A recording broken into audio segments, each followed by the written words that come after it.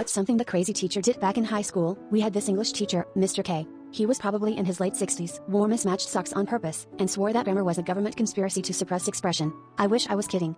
His classroom was chaos. He didn't assign seats, refused to take attendance. If you don't want to learn, don't waste my oxygen. And instead of a syllabus, he handed us a single sheet of paper that said, read, feel, write, repeat. He'd randomly stop mid-lecture and go on a tangent about how cats were secretly running the world or how Shakespeare was probably just a group of drunk farmers with a shared pen name. We never knew what to expect.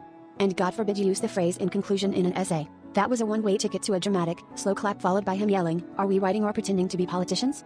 Everyone thought he was completely unhinged. Most of us just sat in class waiting for the semester to be over. Until one day, something happened.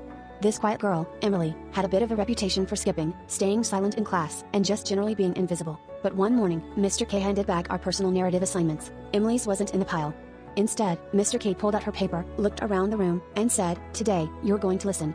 This is why I teach." He read her story aloud. It was raw, about growing up with alcoholic parents, hiding bruises under sleeves, and finding peace in poetry. It was stunning. The class was silent. You could feel the emotion. A few people actually cried. She didn't say a word the whole time, but when he finished, she whispered, "Thanks." From that day on, something changed. We stopped seeing Mr. K as the crazy old man and started realizing he saw people, like really saw them. He didn't teach to hit curriculum goals, he taught to wake us up, to make us feel something. He once told me, "You're not learning to write essays, kid. You're learning to say what you're afraid to say. School just gives you the excuse."